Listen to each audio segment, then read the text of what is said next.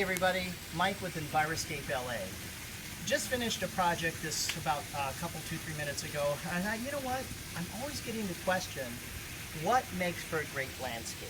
And a typical house here in Los Angeles, Manhattan Beach to be exact, backyard, it was just grass. They wanted to do something that was environmentally conscious, sustainable, and yet was going to use a lot less water. Homeowners have a dog and didn't want to give up all the grass, and hey, that's okay. It's okay to have a little bit of grass. I'll show you some of the elements. First element though is I don't care where you live, you're going to need a good irrigation system. And so point number one, when you want to have a sustainable landscape, something that's going to be beautiful, you've got to start out with a good system. So what we prefer at Enviroscape LA is this is a Rainbird timer. Made by Rainbird. It's called the ESP. It's a professional type of timer. ESP because it reads your mind. No, just kidding. It's actually a extra simple programming. Here's the days of the week. It has the watering times, start time, restart time. Great little system. Now this is just the beginning, the brains of the irrigation system. You're always going to have to put in irrigation if you're going to want a beautiful landscape, at least here in Los Angeles. Okay, then we start out with we actually did Rainbird drip irrigation tubing for this job. Now these are special valves. They're called Rainbird anti-siphon valves, and these are special valves made for drip irrigation. They'll shut off when the pressure is really low, and these right here are the filters for drip irrigation. Filters out all the impurities, anything that would clog your line. So you clean that out, unscrew it, clean it out, and plug it back in like that. Now, you don't know when the gardener is ever going to fertilize, and because of that, we put a fertilizer injection system in called fertigation. And what happens is we splice it into the irrigation system, so anytime the water turns on, this has a manual valve override, so watch. See the blue line there? It's turning blue. I just turned the system on, so right now it's fertilizing as it's watering. And then I turn it off, and it shuts off. So it's a great little system. If you're going to have grass or even new planting, I would suggest fertigation just to give your plants an extra boost. Now follow me here. I'll actually show you, we have the drip irrigation is right here. You can see a little bit of it. We like to use the 0.6 gallons per hour Rainbird Copper Shield technology. It has an emitter it emits water every 12 inches. And so if you build a grid about every 12 inches out, you'll have total coverage of your entire yard. Great system, save about 60% or more over traditional spray head. Now follow me. And I'll show you some of the interesting things that we did here. For example, we used we used low voltage lighting, so it's not as opposed to high voltage, it's low voltage. Actually, you could even do LEDs. And I see a little box here under the in the gravel. What is that? This is called a clean out for our Rainbird system. So here it is. When the system's on, I turn this that way, and the flushes out all the impurities at the end of the line. Turn it back like that, put it back, and I'm good for the next year. So, great little way to make your drip irrigation system last forever. I talked about the lighting. Let's talk a little bit about the plants. There is a terminology that's going around landscape world called California friendly plants, and what those are plants that don't need a lot of water, such as the magnolia tree. This is star jasmine. And you notice, or what you don't notice, is even though all of this is getting watered with drip irrigation, you don't see it because we have the drip irrigation first, and then we put a big, thick 3-inch layer of mulch. Mulch does a variety of things in the landscape, but particularly it, besides looking beautiful and helping to keep the moisture in and the sun from drying it out, it also has something called mycorrhiza that actually forms on the bottom. It attaches to root system, sinks way down, so it's a symbiotic relationship. Bottom line is it's great for your plants, especially new plantings. Come and follow me in, and we'll see some other interesting things. These were big 24-inch box small trees that we put. We wanted to put some espalier trees here. We wanted to kind of give them a whimsical round ball effect. But we noticed they were crooked, so whenever you have a 24-inch box tree, it's always a good idea to double stake it believe me, I got that from a certified arborist, so we do it on all our jobs. Now here's grass. There's a big movement in Los Angeles right now that's going on that says pull out your grass. In fact, the city will pay you $3 a square foot to take out grass and put in native plantings. Well, if you have kids or you have dogs, let's see how happy they'd be playing on your native plantings, you know, cactus, needles. Not going to work. So it's okay. This is about 200 square feet of grass. It's just a tiny little piece. Dog's going to love it. Kids come over, they're going to love it. It's big enough to play on.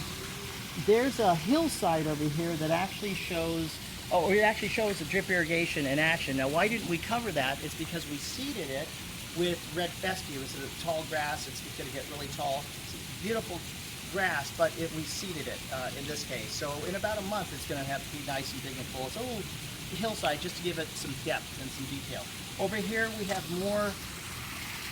This plant is from Australia, hot, dry. It's called a kangaroo paw, and it actually has pretty flowers on it and doesn't need a whole lot of water. If you're into nature and you're into butterflies especially, this is the Asclepias. It's the butterfly bush, butterfly plant. It's the only known food for monarch butterflies. It's a fabulous thing. The little flowers will turn into like little cotton balls. They absolutely love it. And so if you want to help the butterflies, plant this plant. This wasn't originally in the plan. Homeowner did the research on Google, said, you know, I want some of these. Great. Now you notice back there we also have roses. You know what? Roses are not a bad plant. It's just that you have to give them a little more water than usual. So we planted that. These particular type are called icebergs. Really good, and you know, they're somewhat drought tolerant too, as drought tolerant goes. This is a sago palm, the little guy there, actually from China, uses very little water, and then New Zealand flax right on the side of the waterfall there. Talking about waterfalls, let's take a look at this beautiful masterpiece. There's a koi pond. You've ever wondered, is it possible to walk in water? Well, in about 10 seconds, I'll show you yes. If you build a koi pond and you put the steps in it, you can actually walk in water. And so, not literally, but sort of in a way, I'm walking in water. You come over here, and it's got this nice, beautiful deck. We've got the fireplace with a little bench here. And then we've got, let's come over here, we'll see the inner workings of the waterfall. We're big into reduce, reuse, recycle. This was actually here before we got here. This is a Tasmanian tree fern.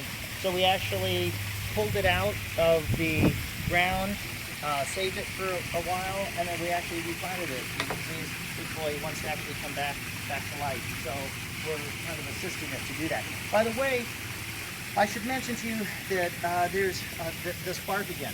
So important when you have a new landscape, actually when you have a landscape period, always keep 3 inches of bark, because the bark is besides the mycorrhizae, it actually feeds the soil, it heals the soil, it feeds the soil, and it actually makes for a very, very healthy soil. And the trick is, you want to feed the soil, make it healthy, and let that feed your plants, rather than just depending on synthetic fertilizers. And then we go over here. This is our koi pond. This is the inner workings of the koi pond. And, well, actually, this is the inner workings. We have a koi pond here, but we threw some dye in here just to see what it would look like. I think we're going to probably change the color on this, but it's kind of an interesting blue, we'll call it. This is an ornamental waterfall here, and then the koi pond. Over here is there's actually a pump right here. That pump is actually pulling water out of the koi pond. It's shooting it into this filter here. It's like a big toilet bowl, so to speak. And then once in a while, we unplug it, we turn it to clean, plug it back in, it pushes all the water out, all the nasty water that's going to collect from the fish poop. And then we unplug it, turn it back again, turn it to rinse, do the same thing, and then we turn it back again, and then you just flushed your fish pond. We have jets right here, and the jets are to make the water just have a little bit of turning, so where the fish poop does fall, it's kind of like a toilet, kind of like turns it around ever so slowly. We have an aerator in here. It pushes air into it because, believe it or not, fish live in water, but water, there's such a thing as oxygenated water. If you take all the air out of the water, your fish will die. So this just gives them a little extra boost. And then we don't want that pea green soup.